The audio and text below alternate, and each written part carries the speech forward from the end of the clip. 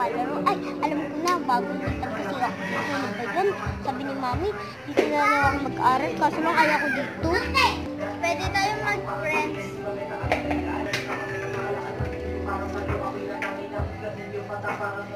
Ano ba yun? Nakakagulat. Huwag ka na maya. Mabait naman ako eh. Sige. Ay, tinatawag ako na yung mga...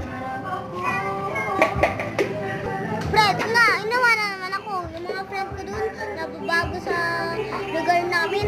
Hindi kami iiwanan. Feelings ako sa kanya. Kinikilig talaga ako. Sana yun. After one day.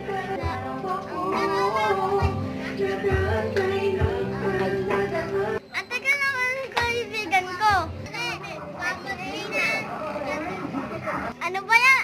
Ang dami nyo nga lang, hindi nyo naman kabisado. Meron ako sasabihin ha.